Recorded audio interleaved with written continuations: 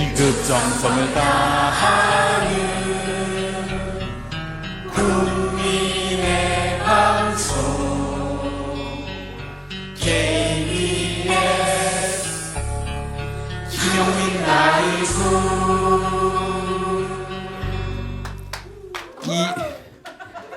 이 프로그램은 여러분의 소중한 수신료로 만들어지고 있습니다. 박수!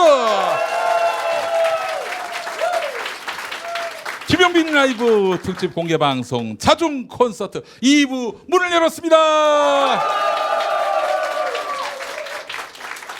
아이 그래요. 로고송을 여러분과 함께 부르면서 시작했습니다. 협조해 주신 우리 방청객 여러분들 진심으로 감사드립니다. 자, 그러면 2부 순서로 바로 이어가겠습니다. 음악 주세요.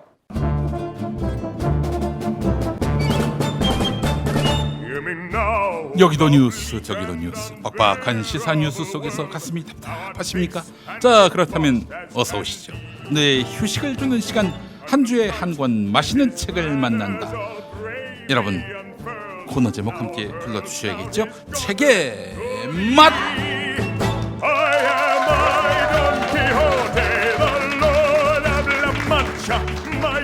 네, 뇌가 섹시한 두 분입니다. 뇌생남 문화평론계 최고의 고수, 먼저 김갑수 평론가 어서 오십시오. 네, 안녕하세요. 아, 반갑습니다.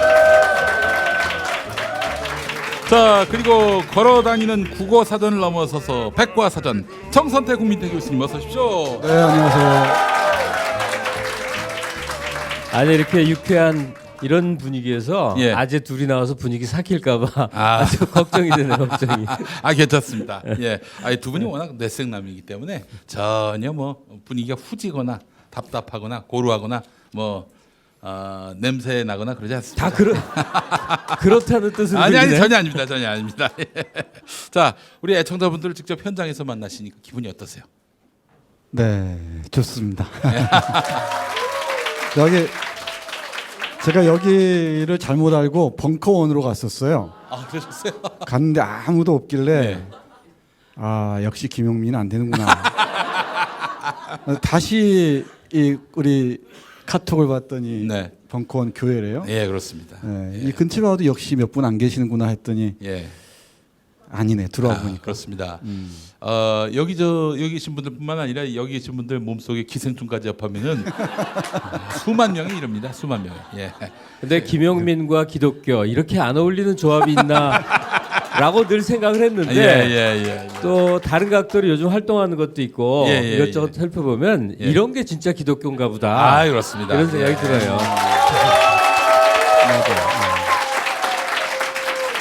우리 애청자분들이 뭐라고 궁금해하실 분들이 계실 것 같아요. 아니 왜 교회 얘기가 나오나? 여기 김용민이가 전도사로 활동하고 있는 벙커 원교회에서 공개 방송을 하고 공지를 있는 안 것입니다. 했군요. 아, 했는데 예. 명구스러워서. 예. 근데 뭐 어때? 여기 종교 시설 같진 않으시죠 전혀? 종교시설 같아요. 아, 그래. 어딜 봐서 여기? 아니, 여기 저 미국식 교도소 같지 않아요? 여기 쫙 있고 밑에 내려다보고. 아, 좋습니다. 아, 그래요. 아, 맞아요. 예. 영화에 나오는 미국 교도소들 있잖아요. 위층에 쫙 이거 부시고 하이 헤이맨. 엘비스 프레슬리 초기 앨범 중에 제일 하우스 락이라는 노래가 있는데 그걸 네. 뮤직비디오로 만든 게 있어요. 예. 그 뮤직비디오 배경 같네요. 여기 아, 보니까. 그렇습니다. 그렇습니다. 예. 자, 벙커 원주에서 함께하고 있는 김용민 라이브. 자, 오늘 책의 맛 공개 방송으로 꾸미고 있습니다. 자, 오늘 김갑수 선생님이 고르신 책도 있고 정선태 교수님이 고르신 책도 있고요. 자, 김갑수 선생님 어떤 책 고르셨습니까? 일단 정선태 선생하고 뭐 의논해서 저 책을 고르는 게 아니기 때문에 네. 서로 매우 대조적이거나 좀 뜬금없는 것일 텐데 네. 또 이 상황 속에서 좀 녹여보려고 그럽니다. 우리가 너무너무 잘 아는 작가 무라카미 하루키. 그 하루키의 소설 말고 에세이들이 전 굉장히 좋아요. 네. 굉장히 많이 읽었는데 지금으로부터 한 10년여 전에 쓴 달리기를 말할 때 내가 하고 싶은 이야기라는 자전 에세이가 있습니다. 아, 달리기를 말할 때 내가 하고 싶은 이야기. 달리기를 예. 말할 때 내가 하고 싶은 이야기인데 예.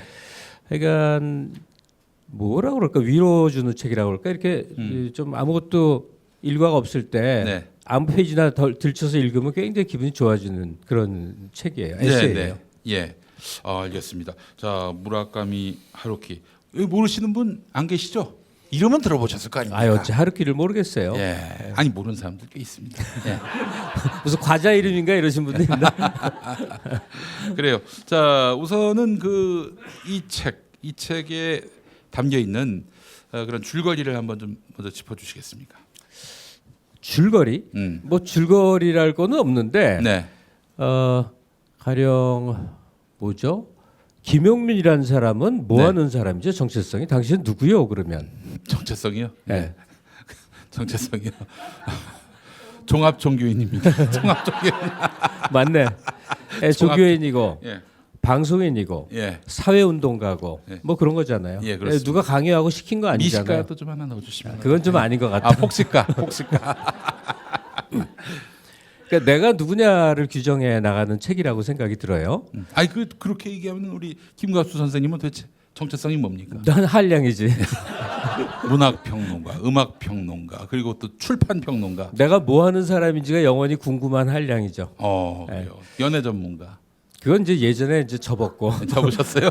폐업을 할 때가 이미 오래돼갖고 아, 은퇴하셨군요. 예, 예. 욕만 먹고 끝났어요. 잘 되지도 않고. 예. 그 하루키라는 작가의 면모를 알기에는 이 책이 내용이 굉장히 많이 있습니다. 자세하게 있는데 그냥 얘기하듯이 좀 두런두런 할게요. 그러니까 어떤 대학생이 있어요. 정확히는 이제 와세다 대학이죠. 그리고 우리 뇌리에서 자꾸 한국, 일본, 한국, 미국, 한국, 중국 할 때 나라 대 나라의 갈등 관계를 자꾸 떠올리지만 예.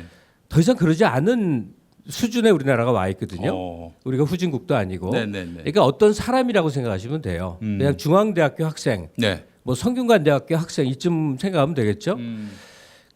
걔네들은 근데 우리랑 좀 다른 게 좋아하면 우리는 그냥 막 사귀거나 합방을 하는 수는 많이 있는데 요즘 아, 예, 예, 예. 얘들이 결혼을 해버리죠. 예. 그러니까 하루키라는 학생은 22살 대학생 때 결혼을 하고 생활비도 벌어야 되니까 집 근처에 카페를 하나 냅니다. 그래서 그걸로 먹고 살죠. 예. 특히 재즈 음악을 좋아하니까 재즈 음반을 주로 트는 그런 걸 하면서 학교를 다녀요.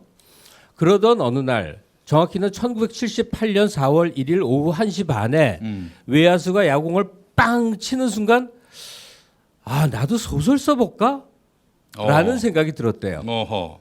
근데 이걸 뭐 굉장히 거창하게 쓴 게 아니라 그냥 물 흐르듯이 썼기 때문에 어느 날 문득 떠오른 생각이에요.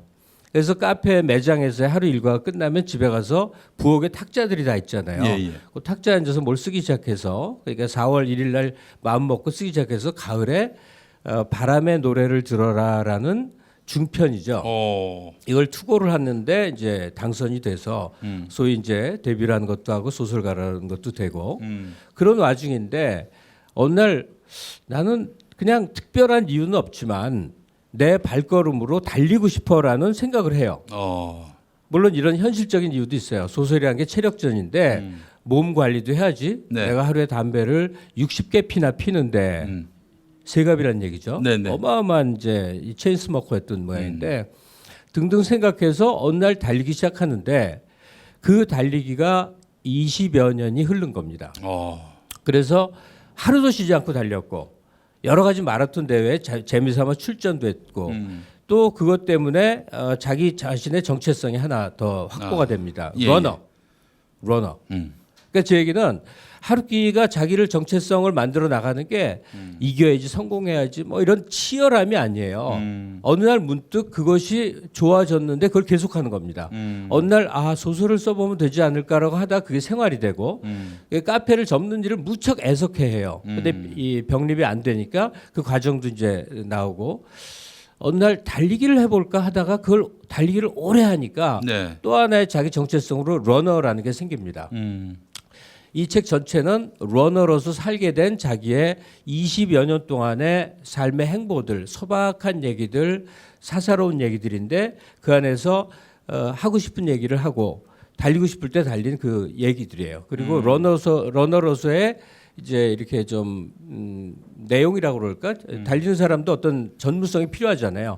그걸 갖춰 나가는 장비도 필요 없고 그냥 아무 데서나 할 수 있고 하는 그 특장과 살려서 네. 자기 인생의 내용을 채워나가는 상념들 이런저런 생각들이 두런두런 나옵니다. 네, 그래요. 무지하게 에세이. 길게 말했네요. 에세이. 네. 달리기를 중심으로 한 에세이. 예. 김갑 선생님 어떤 부분이 딱 마음에 울림을 주던가요? 귀절 말이에요. 네. 근데 이게 이 사람은 글 읽으신 분은 알겠지만 멋있게 쓰는 스타일이 아니에요. 나도 쓸 것 같아 이런 느낌을 줘요. 작가는 두 종류가 있는데 네. 와 어떻게 저렇게 어마어마한 문장을 구사할까 경외감을 주는 작가가 있고 네. 어떤 사람은 대작가라는데 막상 글 읽어보면 무지하게 소박한 사람이 있고 그래요. 하루키가 후자예요. 아, 제가 여기 이렇게 표시해 놓은 예. 여기 아닌데 예. 접어놓은 데가 있습니다. 예. 그냥 한 구절 인상 깊어서 접어놨어요. 네. 이것도 아니네. 가만 있어. 잠깐만 기다리세요. 혹시 이 책을 읽으신 건 맞죠? 예. 다 읽은 거 맞습니다. 예. 러너가 되시지 않겠습니까? 라는 누군가의 부탁으로 도로를 달리기 시작했던 것이 아니다. 누군가로부터 소설가가 되어주세요? 라는 부탁을 받고 소설을 쓰기 시작한 것이 아닌 것처럼 어느 날 갑자기 나는 내가 좋아서 소설을 쓰기 시작했다. 그리고 어느 날 갑자기 내가 좋아서 거리를 달리기 시작했다. 주위의 어떤 것으로부터도 영향을 받지 않고 그저 내가 좋아하는 것을 내가 하고 싶은 대로 하며 살아왔다. 설사 다른 사람들이 말려도 모질게 비난을 받아도 내 방식을 변경한 일은 없었다. 그런 사람이 누구를 향해서 무엇을 요구할 수 있을 것인가? 조금만 더 읽어나갈게요. 예. 나는 하늘을 올려다본다. 거기에는 친절한 마음의 편린 같은 것이 보일까? 아니다. 보이지 않는다. 그저 태평양 상공에 덩그라니 떠있는 무심한 여름 구름이 보일 뿐이다. 그것은 나에게 아무것도 말해주지 않는다. 구름은 언제나 말이 없다. 나는 하늘을 우러러보거나 하는 일은 하지 말았어야 했다. 시선을 향해야만 하는 것은 아마도 자신의 안쪽인 것이다. 나는 자신의 내면으로 눈을 돌린다. 이렇게 얘기 흘러갑니다. 네, 아이고. 근데 아마 김 선생님이 앞에서 이 구절 아니야 저 구절 아니야 이러셨는데 아마 이 구절일 겁니다. 어쨌든 나는 그렇게 해서 달리기 시작했다. 33살. 그것이 그 당시 나이였다. 아직은 충분히 젊다. 그렇지만 이제 청년이라고 말할 수 없다. 예수 그리스도가 세상을 떠난 나이다. 스컷 피츠제럴드의 조락은 그 나이 언저리에서 이미 시작되고 있었다. 그것은 인생의 하나의 분기점 같은 것인지도 모른다. 그런 나이에 나는 러너로서의 생활을 시작해서 늦가기이긴 하지만 소설가로서의 본격적인 출발점에 섰던 것이다. 이거죠? 맞습니다. 오늘 저는 전혀 다른 책을 골랐는데 이 책을 고르신 이유를 알 것 같아요. 그래서 둘이 좀 통하는 것 같은데 저보다 대여섯 살이 많으신데 저보다 훨씬 젊으십니다. 형님 아니셨어요? 나 여태까지 정선태 형님으로 알고 있는데 이게 웬일입니까? 예. 우리 용민이랑 동갑 또래인데.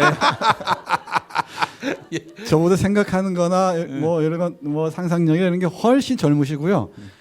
근데 오늘 이 책 고른 것도 딱 알 것 같습니다. 저는 우리 김갑수 선생님 저는 고려하지 않고 제 마음대로 골랐는데 김갑수 선생님 저를 고려해서 딱 고르신 것 같습니다. 제가 아까 정체성 말씀하셨는데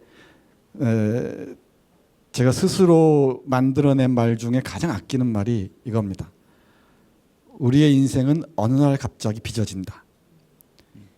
그리고 좀 더 멋지게 말을 하면은 우리의 삶은 우연의 입자들이 빚어낸 무지개 같은 것이다. 이런 얘기를 종종 합니다. 근데 이런 것 같습니다. 훌륭한 작품들은 되게 어느 날 갑자기 시작됩니다. 여러분하고 저하고 만난 게 어느 날 갑자기죠. 이제 저를 만나기 전과 후 여러분들은 분명히 다른 삶의 지점으로 나아갈 겁니다. 하루키가 이 얘기를 하고 싶었던 것 같아요. 그리고 거기 보태면요. 저는 지금 소설가가 되거나 뭐 이런 거에 대한 얘기를 하는 게 아니에요. 네. 소설은 하루키라는 사람의 직업일 따름이죠. 우리들은 다 각자 자신의 영역이 있고 피치 못해서 해야 되는 상황들이 있죠.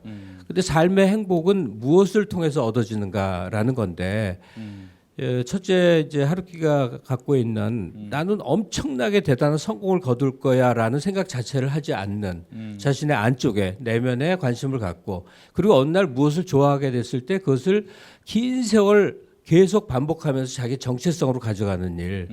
저는 이게 조금 더 개방된 자리하면 앞에 계신 아무나 붙들고 뭐 하고 계신 분이세요? 라고 묻고 싶어요. 그럼 되게 어느 학교를 다니거나 어느 회사를 다닌다고 말하겠지만 그것도 정체성일 수 있겠지만 아니요, 저는 꽃을 키우는 사람이에요. 저는 플로리스트예요. 라는 얘기를 듣고 싶어요. 네. 그렇다고 꽃집을 하라는 얘기가 아니죠. 네. 그렇다고 어마어마한 이 화원을 따로 갖고 있으라는 얘기도 아니죠. 베란다에 아주 조그만 귀퉁이에다가도 자기가 좋아하는 것을 애정을 갖고 지속적으로 계속 길러나가서 남들이 모르는 나만이 느끼는 기쁨과 슬픔에 그 많은 시간이 축적되면 그게 인생의 내용인 거죠. 네. 하루키에게선 그게 달리기였고 네. 저한테는 강아지를 돌보는 것이었고 뭐 등등. 저한테 정체성이 뭐냐고 물어봐 주세요. 정체성이 뭡니까? 저는 애견인입니다. 아. 그때 달라요. 네. 그때 다르긴 하지. 하루키에게는 소설을 쓰는 것, 김갑수 선생님한테는 개를 키우는 것. 아니 하루키는 달리기. 예. 이제 소설은 직업적 영역인데 직업과 자기 삶의 행불행이 겹쳐 있으면 제일 좋은데 인간이라는 게 꼭 그렇지가 않죠. 네. 그래서 이 사람은 달리기라는 다른 한 선택을 했는데 이 지속성과 여기에 대한 뭐라 그럴까요? 그 많은 생각들, 축적된 생각들이 이 사람의 내용을 매우 의미 있고 살찌워주는 그런 기제가 되는 거죠. 하루키에게는 달리기, 김갑수에게는 개 키우기, 강아지와 음악 뭐 예. 이쯤 되겠죠. 김용민은- 여기도 음악 얘기 무척 많이 나옵니다. 김용민은 갈비 굽기. 이런 걸로 정리하겠습니다. 예. 자, 그래요. 김갑수 선생님 노래 들려주신다고요? 예, 그 제가 음악을 준비해 오면 대개는 그 어떤 종류가 있을 거예요. 네. 제 말을 들어보신 분들은 근데 오늘 좀 다른 거여서 뭔가 해서 설명을 좀 해야 되는데 네. 한 3분 정도 시간 주실 수 있어요? 예, 그러시죠. 예. 어차피 편집하면 되니까. 편집을 각오하고 조금만 말씀드리면 예. 제 인생에 큰 변화가 온 게 최근 6개월간이에요. 예. 그 믿지 않으셔도 좋은데 저는 사실은 이 거의 대중매체하고 절연된 상태로 삽니다. 외국인 비슷한 생활을 해요. 이렇게 하여튼 사람도 만나고 뭐 유튜브를 통해서 세상을 보지만 그런 편인데 저는 K-팝이란 걸 정말 처음 들었습니다. 정말 처음 들었어요. 왜냐하면 방탄소년단이 난리라고 그래갖고 어떻게 하다 넓어지고 그 다음에 어디까지 왔냐면 이 K-컬처 한류 전반에 걸쳐서 한 몇 달 동안 밤마다 열광을 하게 됐어요. 음식에 대해서 예. 또 이 의복에 대해서 미용에 대해서 네. K-드라마 예. 그리고 K-팝 이런 것들이 이 심지어 세계 무대에서 K 민중가요까지 님을 위한 행진곡. 홍콩에서 예. 님을 위한 행진곡을 막 불러요. 그래서 진정으로 많이 놀랐습니다. 그래서 이제 좀 정리를 좀 하니까 이런 거더군요. 그 아시아의 아주 후진 나라가 경제적 성장 이룬 것만 알았다가 이렇게 이 힙한 것 아주 세련되고 이렇게 핫하고 멋있는 게 있다는 것들을 해외에서 발견하고 놀라는 중이에요. 네. 그러니까 우리가 세계를 정복했다 이런 관점으로 보시면 안 될 것 같고 우리가 선진국의 일원으로 인정되는 과정이구나 이런 걸 느낍니다. 네. 그래서 방탄소년단 BTS는 적어도 제가 음악 평론집을 쓰는 사람인데 그 음악적 내용물에 들어가니까 이거는 이루 말할 수 없이 많은 함량이 있는 세계고 또 반복적으로 들어도 그래서 제가 요즘 오디오를 잘 안 킵니다. BTS 노래 듣느라고 정말 들어도 될 만한 제가 왜 저를 자꾸 높이냐면 한 40년 음악을 듣고 책을 쓰고 하는 사람이고 강연을 하면 좀 평가를 할 자격도 있지 않겠어요? 네. BTS는 그냥 10대 20대 유행 현상이 아니에요. 그들이 갖고 있는 메타포들, 표현하고자 하는 동작과 말로 하는 언어들 그리고 모든 것들이 결합되는 어떤 새로운 상징 체계가 정말로 함량이 높은 아주 뛰어난 음악이란 걸 제가 장담을 할 수가 있어요. 네. BTS는 매우 사랑해도 되고요. 그래서 한 곡 골라왔습니다. 네. 잠깐만 제가 좀 덧붙이면은 음악이 나오겠네. 전 BTS를 좋아한 지가 꽤 됐습니다. 근데 저희 집에서 BTS 팬이 저밖에 없어요. 우리 아이들은 별로 안 좋아합니다. 우리 아이도 안 좋아해. 그리고 학교에 가서 물어봤더니 학생들도 BTS 좋아하는 애들이 50명 중에 서너 명밖에 안 됩니다. 근데 그게 왠가 하면은 김 선생처럼 음악을 오랫동안 들어온 사람들, 음악 세계에 대한 깊이 있는 이해가 있는 사람들, 그리고 뮤직비디오의 미학적인 힘들을 아는 사람들이 BTS 좋아하는 것 같아요. 그냥 음악만 노래만 듣고 이러면 가사만 듣고 이러면은 그게 깊이 빠지기 어렵습니다. 근데 BTS는 그 예술적 성취도가 아주 높아요. 한번 그 뮤직비디오로 나온 것과 함께 보십시오. 그러면은 화면을 좀 큰 것으로 보시면은 이 안무부터 시작해서 전체적인 그 구성이 네. 대단하다는 걸 알 겁니다. 자, 마이크로코스모스 소우주 지금 나오고 있네요.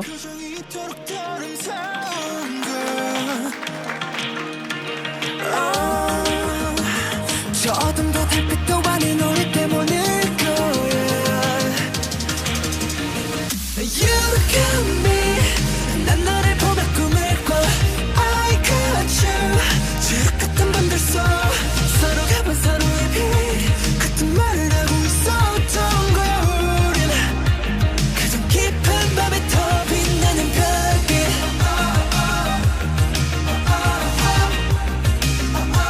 가장 깊은 밤에 더 빛나는 별빛.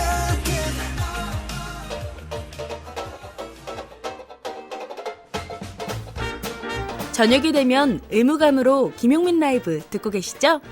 여러분은 지금 김용민 라이브 1주년 맞이 공개 방송 자로 잰 듯한 중립 자중 콘서트를 듣고 계십니다.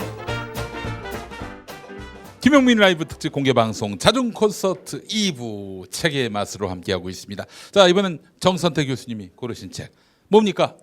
네, 하루키 책을 보다가 네. 김수영으로 올라오니까 좀 민망하긴 하네요. 아, 왜요? 근데 하루키는 좋아하시겠지만은 그 노르웨이의 숲에서부터 시작해서 1Q84까지 IQ84라고 제가 읽었습니다. 예. IQ84. 어떤 작가들을 사적으로 IQ84의 좀 비애를 다룬 책인 줄 알았어요. 그 작가들 사적으로 또는 그 사람의 그 세계를 좀 내밀한 세계를 보고 싶으시면은 작품보다는 에세이를 읽는 게 좋습니다. 하루키도 그렇고요. 제가 좋아하는 중국의 작가들도 그렇죠. 이 위하나 이런 사람들도 작품보다 에세이를 읽는 게 훨씬 그 사람의 내밀한 세계 또는 고민들을 가까이서 이게 들을 수가 있어요. 아, 방탄소년단 노래 중에 해변의 카프카라고 네, 제가 무지하게 좋아하는 하루키 소설인데 네. 그게 나오대? 네, 나옵니다. 소설 속에 네. 노래가 한 말이 그냥 나와요. 나옵니다. 그리고 그 방탄소년단 얘기만 해도 끝이 없는데 아마 우리 김수영 선생도 살아계셨다면 방탄소년단 좋아했을 겁니다. 1968년 6월 16일 김수영 선생이 돌아가신 날입니다. 버스에. 예, 51주기 되는 날이죠. 정확히는 68년 6월 15일 날 버스 사고를 당해요. 그리고 병원으로 옮겨갔는데 의식불명 상태에 있다가 다음 날 6월 16일에 세상을 떠납니다. 네. 이 세상을 떠났다는 소식을 듣고 60년대 시문학을 대표하는 신동엽 선생이 이 어두운 시대의 위대한 증인을 잃었다라고 얘기를 했습니다. 위대한 증인을. 네, 정말 어두운 시대의 위대한 증인이었고 해방 이후부터 모더니즘 시를 쭉 써오기 시작했지만은 김수영의 시세계를 완전히 바꿔놓은 역사적 사건은 누가 뭐래도 4.19였죠. 4.19 혁명의 그 섬광 속에서 이 시에 나갈 길을 열어 제친 정말 걸출한 시인입니다. 요즘에는 중고등학교에 다 김수영 씨가 실려 있어서 많이 아는데 저희 때만 해도 학교 다닐 때 교과서에 김수영 씨가 없었습니다. 그러니까 참여적인 성향이 아주 강하고 네. 없었는데 요즘에는 다 교과서에 실려 있습니다. 그래서 많이 알려져 있습니다만 해서 오늘 김수영의 시 몇 편과 산문을 골랐는데요. 시도 좋지만은 김수영의 산문이 대단히 뛰어난 작품들이 많습니다. 네. 대대 날카롭고요. 네. 아프게 우리의 그 게으름을 질타하고 막 찔러댑니다. 네. 좀 게을러지고 좀 뭐랄까요? 이래도 그만 저래도 그만 하실 때는 김수영 산문을 읽으시면은 짜릿한 그 뭐랄까 아픔을 느끼실 겁니다. 그러면 뭐 한 작품씩 한번 만나보도록 할까요?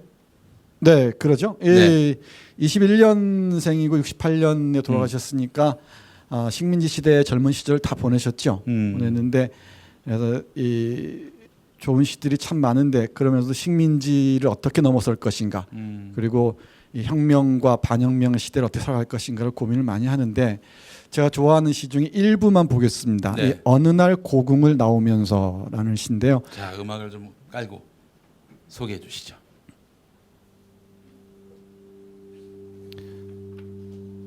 왜 나는 조그마한 일에만 분개하는가? 저 왕궁 대신에, 왕궁의 음탕 대신에 50원짜리 갈비가 기름덩어리만 나왔다고 분개하고, 옹졸하게 분개하고, 설렁탕집 돼지 같은 주인년한테 욕을 하고, 옹졸하게 욕을 하고, 한번 정정당당하게 붙잡혀간 소설가를 위해서 언론의 자유를 요구하고 월남 파병에 반대하는 자유를 이행하지 못하고 20원을 받으러 3번씩 4번씩 찾아오는 야경꾼들만 증오하고 있는가? 아무래도 나는 비켜 서 있다. 절정 위에는 서 있지 않고 암만 해도 조금쯤 옆으로 비껴 서 있다. 그리고 조금쯤 옆에 서 있는 것이 조금쯤 비겁한 것이라고 알고 있다. 그러니까 이렇게 옹졸하게 반항한다. 이발쟁이에게, 땅 중인에게는 못하고 이발쟁이에게, 구청 직원에게는 못하고 동해 직원에게도 못하고 야경꾼에게 20원 때문에 10원 때문에 1원 때문에 우습지 않으냐 1원 때문에 모래야 나는 얼만큼 적으냐 바람아 먼지야 풀아 나는 얼만큼 적으냐 정말 얼만큼 적으냐. 네. 제가 야경꾼을 잘 모릅니다. 야경꾼이 뭡니까? 야경꾼 방범대원. 방문대원. 통금 시간에 예. 딱딱이 치고 다니면서. 딱딱이 치고 다니죠. 네. 예. 식민지 시대부터 있었죠. 이 딱딱이 치고 다니면서 그 동네를 지켜주니까 방범비를 내야 했어요. 방범비가 1원인데 이 야경꾼이 와서 1원 주십시오 하는 것은 안 준다고 막 우기면서 뭐라고 합니다. 그러면서 큰 일에는 전혀 화를 못 내요. 왕궁의 음탕 대신에 이런 얘기 하잖아요. 네. 저 왕궁에서 벌어지고 있는 음탕합니다. 저 왕궁에서 벌어지고 있는 못된 짓에 대해서는 전혀 분노하지 못하면서 갈비탕에 50원짜리 갈비탕에 기름덩어리만 나왔다고 화를 냅니다. 그럼 많이 화를 내죠. 그리고 아파트 예를 들면 저 그런 얘기를 합니다만은 아파트 층간 소음 때문에 많이 싸우지 않습니까? 네. 그럼 층간 소음이 들리지 않는 아파트 구조를 바꾸는 게 더 중요한 거 아니겠습니까? 근데 구조적인 문제는 제기하지 않고 위에서 아이들 뛴다고 그 뛰는 아이들이 무슨 죄가 있습니까? 그리고 코를 심하게 고는 사람이 무슨 죄가 있습니까? 그 소리 들린다고 서로 싸우는 거죠. 이 구조적으로 아파트를 이렇게 짓는 게 문제다라는 그 지점을 돌파해 나가야지 괜히 이런 사소한 얘기들에만 분노하고 화낼 줄 알지 중요한 지점은 문제 삼지 않는다는 것입니다. 예. 그러니까 여기 남정현을 얘기하는데 잡혀간 소설가를 위해서 싸우지 못하고 말이에요. 이 야경꾼만 증오한단 말이에요. 제 1원 받으러 또 오나 하면서. 우리 그런 경우 많이 있죠. 네. 한창 옆에쯤 살짝 비껴서 있으면서 비겁한 척하지 않으려고 비껴서 있으면서 작은 일에만 분노하고 화내죠. 큰 일에는 전혀 분노하지 못하면서. 이 프로그램의 그 슬로건이 자로잰 듯한 중립이죠. 그렇습니다. 예. 야, 오늘 지금 생각해 보니까 예. 정선태 교수의 고른 책하고 저하고가 네. 정말 자로잰 듯한 조화인데요. 김수현과 하루키가 이렇게 잘 어울릴 수가. 그럼요. 왜냐?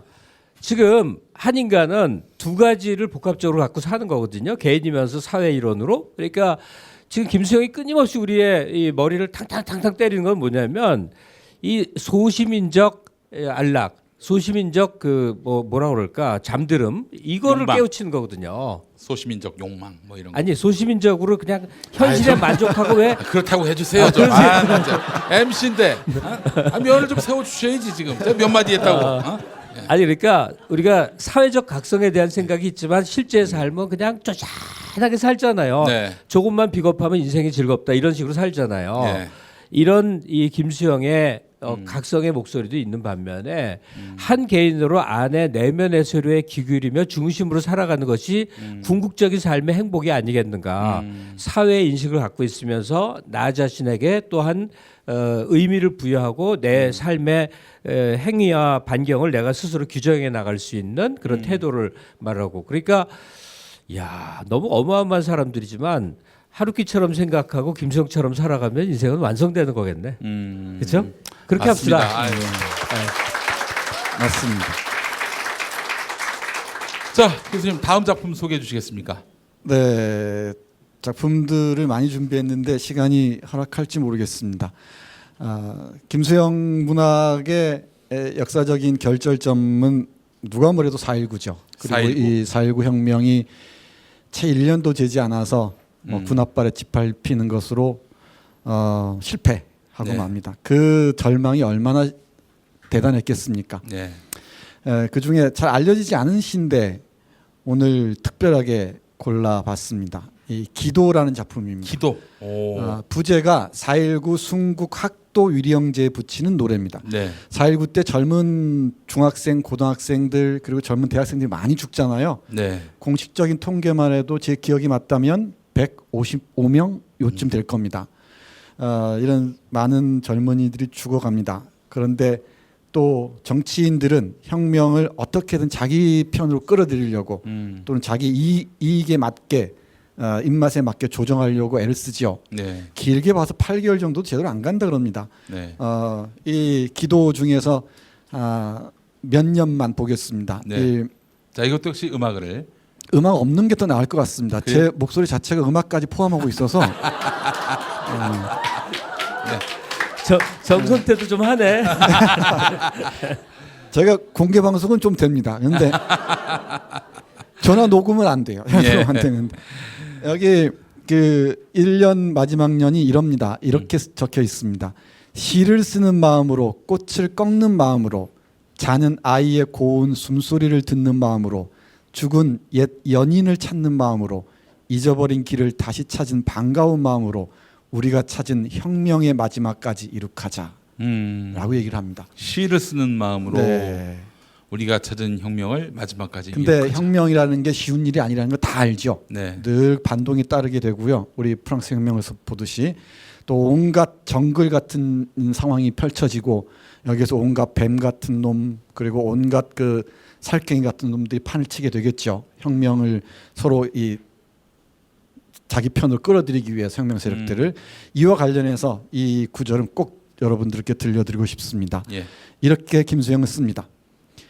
그러나 정글보다도 더 험하고 소용돌이보다도 더 어지럽고 해저보다도 더 깊게 아직까지도 부패와 부정과 살인자와 강도가 남아있는 사회 이 심연이나 사막이나 산악보다도 더 어려운 사회를 넘어서 이번에는 우리가 배암이 되고 쐐기가 되더라도 이번에는 우리가 쥐가 되고 살쾡이가 되고 진드기가 되더라도 이번에는 우리가 악어가 되고 표범이 되고 승냥이가 되고 늑대가 되더라도 이번에는 우리가 고슴도치가 되고 여우가 되고 수리가 되고 빈대가 되더라도 아 슬프게도 이번에는 우리가 혁명이 성취하는 마지막 날에는 그런 사나운 추잡한 놈이 되고 말더라도 나의 죄 있는 몸에 억천만개의 털구멍에 죄라는 죄가 가시같이 박히어도 그야 솜털만치도 아프지는 않으려니 시를 쓰는 마음으로 꽃을 꺾는 마음으로 자는 아이의 고운 숨소리를 듣는 마음으로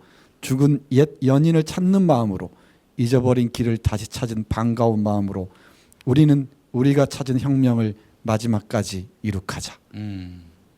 여기서 주목해야 할 부분은 혁명을 하고 뭐 촛불을 들고 방에 들어와서 예쁘게 앉아서 새색시처럼 기다린다고 해서 혁명이 오는 게 아니라는 거죠.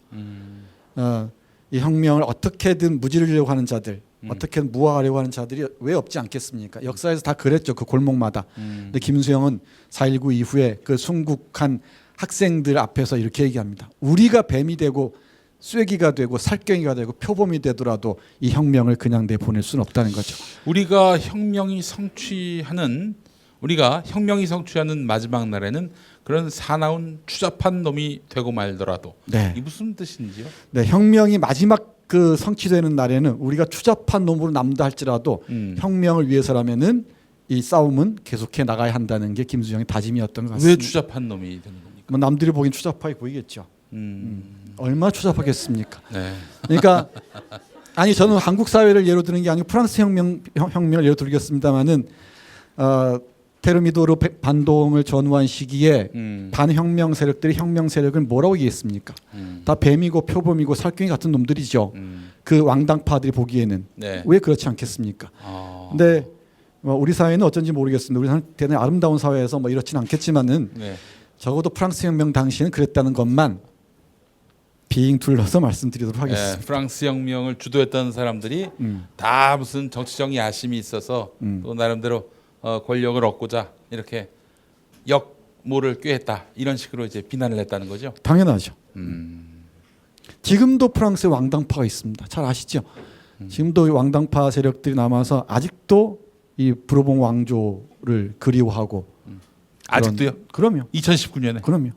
그러니까 지금 예를 든 이 프랑스에서 개혁과 혁명을 희구하는 세력과 왕당파들의 갈등을 얘기했는데 지금 한국의 사회 현실도 뭐 크게 다르지 않죠? 자, 아까 대기실에서 정치 기사 읽으면서 그 포털의 댓글을 보면 막 섬뜩하고 끔찍합니다. 네. 예, 근데 이 현상을 어떻게 봐야 되나 싶으면 저는 지금 그 선진국이 이미 되어 있는 한국을 사는 사람들과 후진국 시절을 살아가는 사람 사이의 갈등일 거라고 봐요. 옛날 군사 독재자들이 그립고 그때 때려잡는 게 그래도 나라를 통치하는 방식이라고 생각하고 등등 이 선진국 정서, 후진국 정서가 충돌하는 과정을 우리는 한동안 겪을 수밖에 없지 않겠는가라고 아주 안타까움으로 보지만 제가 아까 그 K-팝, K-컬처 한류를 새삼 발견하듯이 보면서 확인한 것듯이 우리는 이제 조금은 더 행복해져도 되겠구나. 우리가 도달해 있는 지점이라는 게 그저 이를 악물고 우리가 어떻게 더 살아야지 하는 그런 것보다는 있는 것들 우리가 이미 이룬 것들을 잘 조화롭게 잘 나누고 공유하고 또 내가 느끼고 인식하고 해서 삶의 내용물이 훨씬 더 깊어질 여건이 갖춰졌구나. 예. 남들은 그렇게 보고 있는데 우리끼리만 우리가 갖고 있는 가치를 몰라서 그냥 이를 부득부득 깔면서 하는 측면이 많구나 이런 네. 생각을 합니다. 네. 네, 확실히 자로 잰 듯한 중립인 게 맞는 것 같습니다. 되게 방송을 같이 해보면은 네. 제가 정말 그 뭐랄까요 이 늙은이 역할을 하는 것 같고 그리고 저기 정말 젊은이 역할을 하는 것 같아요. 손태영님. 네. 삶은 충분히 행복해야 된다. 우리 그럴 만한 자격이 있다고 얘기하는 저는 아무래도 아니에요. 더 싸워야 되고 더 여기 헤쳐나갈 길이 아득히 멀고 저렇게 지금 날뛰고 있는데 어찌 지금 여기에서 우리가 행복하게 이 삶을 누릴 수 있는 저는 동의하기 어려워요. 잠깐 100분 토론을 하겠습니다. 지금 말씀에 뭐 꼭 반대하는 건 아닌데 네. 방법론에 있어서는 이견이 있습니다. 왜냐하면 저 날뛰는 자들이라고 말하는 대상이 누군지도 알고 그들이 어떤 말과 어떤 생각을 하는지를 모르지 않는데 더 이상은 그들과 광장에서 맞부딪혀 싸워 이길 대상이 아니라 사실은 품어 안아줘야 될 복지의 상대라고 생각이 듭니다. 복지의 대상이라고 봅니다. 저는 못 견디겠어요. 속이 타겠지만 자로된 듯한 중립 김용민 드라이브와 함께하고 계십니다. 네. 연사들을 아주 균형 있게 잘 모신 것 같습니다. 알겠습니다. 자, 이게 정말 김수영의 그 어떤 혈기가 확 느껴집니다. 피가 느껴져요. 심지어 혈관에 피가 흐르는 게 보일 정도로 교수님이 잘 묘사하고 계시는데요. 근데 다만 예. 정선태 선생이 예. 방송이란 걸 염두에 두고 예. 그야말로 리더블 읽어서 전달이 되는 시를 가져온 거고 김수영은 기본적으로 모더니스트예요. 리얼리스트와 모더니스트가 이렇게 대립되잖아요. 네. 모더니즘은 언어를 재구성하는 거라서 굉장히 어렵게 느껴지는 시들이 많거든요. 네네. 그래서 드리는 말씀 미인, 폭포 뭐 이런 것들 도대체 무슨 얘기를 한 거야 이렇게 돼요. 예. 근데 우리가 일상적으로 아는 언어들이 막 이렇게 던져질 때 그때 묘하게 형성되는 상을 이렇게 자연스럽게 느끼면 되지. 네. 네. 이 귀절의 의미를 파악해 들어가려고 그러면 뭐 무슨 말인지 모를 경우가 많죠. 지금 골라주신 말들은 시들은 바로바로 이해 가능한 것들이죠. 네. 그리고 아울러서 하루키와 연장선상에서 말씀드리면 이 푸른 하늘을 꼭 얘기해야 할 것 같은데 푸른 하늘. 하루키 식으로 얘기하자면 그 러너가 되는 순간이나 소설가가 되는 순간이나 매 순간이 새로운 나를 발견하는 혁명의 순간일 수가 있겠죠. 김수영에게는 정치적 혁명도 혁명이지만은 또 다른 나를 만나는 것도 혁명의 순간이라고 얘기를 합니다. 이 사회적 혁명과 이 개인의 혁명이 따로 분리되어 있는 것 같지는 않아요. 이 내가 바뀌지 않은 정치적 혁명이라는 게 또는 사회적 혁명이라는 게 무슨 의미가 있겠습니까? 그런 점에서 교과서에서 많이 실려 있는 이 푸른 하늘을 이라는 작품을 소개해드리고 싶은데 참 좋습니다. 다 아실 겁니다. 교과서에 다 실려 있어서 이렇게 노래합니다. 푸른 하늘을 제압하는 노고지리가 자유로웠다고 부러워하던 어느 시인의 말은 수정되어야 한다. 자유를 위해서 비상하여 본 일이 있는 사람이면 알지. 노고지리가 무엇을 보고 노래하는가를, 어째서 자유에는 피의 냄새가 섞여 있는가를, 혁명은 왜 고독한 것인가를, 혁명은 왜 고독해야 하는 것인가를. 자유에는 피의 냄새가 섞여 있는가를. 네. 네. 혁명은 왜 고독한 것인가를. 근데 마지막 연이 더 아프게 와닿습니다. 혁명은 왜 고독해야 하는 것인가를. 네. 예. 김수영에게 혁명은 고독한 작업이었던 것 같습니다. 자기 개인의 삶도 그렇고 한국 현대 정치사에서도 그렇고. 네. 그런데 이런 아까운 시대, 어두운 시대의 증인이 51년 전 세상을 떠났습니다. 네. 알겠습니다.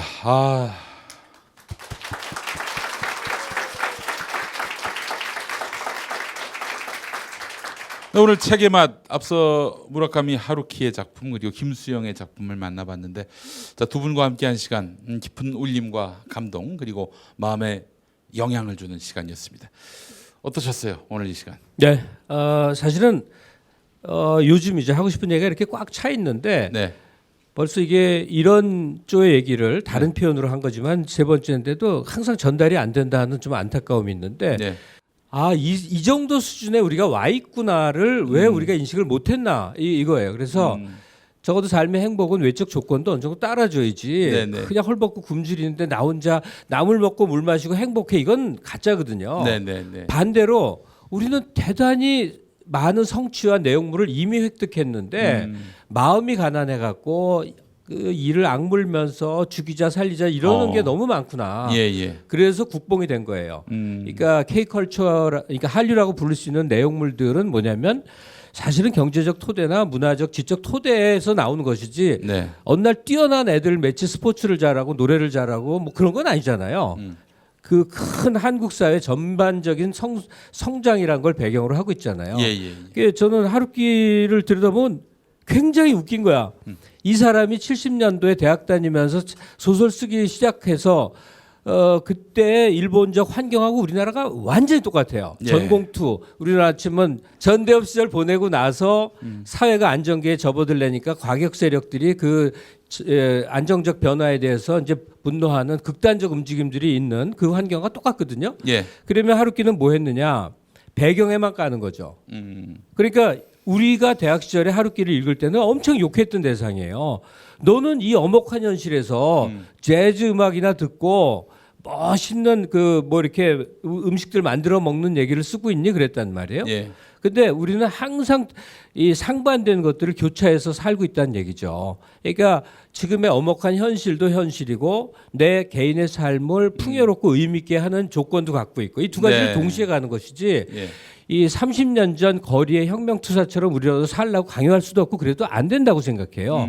그래서 김수영이면서 하루키면서 김수영일 수 있는 삶의 조건이 2000년대 한국은 이제 완전히 갖춰졌구나. 이 사람 책 읽으면 전부 그렇습니다. 네. 지금의 우리 일본이 70년대 이제 세계 선진국의 일원이 되거든요. 60년대 확 경제 성장하고 네. 거의 같은 환경에 우리가 지금 놓여 있는 거죠. 네, 알겠습니다.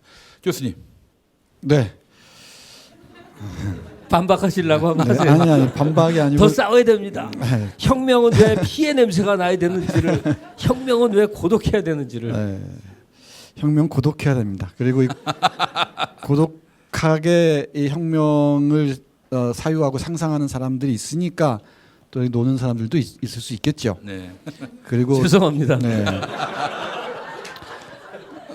김수영의 산문을 제가 소개를 못 드렸는데 너무 좋은 작품들이 많은데 네. 김수영 산문 중에 요즘 느끼는 일이라는 아주 제가 좋아하는 글이 있어요. 예. 이 글에서 이렇게 얘기합니다. 혁명 후에 우리 사회에 문학하는 젊은 사람들을 보면 예전에 비해서 술을 훨씬 안 먹습니다. 술을 안 마시는 것으로 그 이상의 혹은 그와 동등한 일을 한다면 별일 아니지만 그렇지 않고 술을 안 마신다면 큰일입니다. 밀턴은 서사시를 쓰려면 술 대신에 물을 마시라고 했지만 술을 좋아하는 나로서는 술을 마신다는 것은 사랑을 마신다는 것과 마찬가지 의미였습니다. 누가 무엇라 해도 또 혁명의 시대일수록 나는 문학하는 젊은이들이 술을 더 마시기를 권장합니다. 뒷골목의 자질구레한 목노집에서 값싼 술을 마시면서 문학과 세상을 논하는 젊은이들의 아름다운 풍경이 보이지 않는 나라는 결코 건전한 나라라고 볼 수 없습니다. 이게 김수영 선생이 한 말인데 이 김갑 선생님하고 똑같지 않습니까? 그러니까 그 피막골 목노집에서 술 마시면서 토론하고 논쟁하는 아름다운 풍경이 바로 혁명과 함께 만나야 됩니다. 근데 피맛골 목로 주점에 그 꾀지지한 반찬들이 그렇게 맛있다고 프랑스에서 독일에서 미국에서들 왜 이렇게 찾아오는 것이야. 유튜브에서 한번 검색해 보세요. 난리야 난리. 우리 그 된장찌개 우리나 좋아하지 냄새 나겠구나 했는데 예. 왜들 이렇게 좋아하는 거예요. 그 영국 남자라고 하는 이름의 유튜브 한번 찾아보세요. 약간의 이제 과장은 있을지는 모르지만 그러니까 국제 표준에서 비춰볼 때도 아주 소위 힙한 것, 그러니까 트렌드를 이끌어가는 대세이자 멋있는 것으로 우리가 갖고 있는 일상 문화가 받아들여진다는 사실이 너무나 놀랍습니다. 예. 예. 네. 알겠습니다. 지금 뭔 얘기하고 있는지도 모르겠어요. 잘하셨습니다. 그냥 하여튼 국뽕이에요. 교수님도 아우를 하나 정하시죠. 아우. 아우가 뭡니까? 국뽕. 그런 예. 아니에요. 저는 혁명, 분노. 저는 제가 좋아하는 고독. 제가 쓰는 게 이 필명을 쓴 게 이스크라입니다. 이스크라. 그래요. 불꽃. 이 이스크라가 아실지 모르겠는데 이 러시아어로 불꽃이라는 뜻입니다. 저기 이메일 주소도 이스크라로 시작하세요. 예. 그러니까 거의 제 또래 60 다 된 사람이 아직도 불꽃 저러니까 철이 없나요? 대단한 건가요?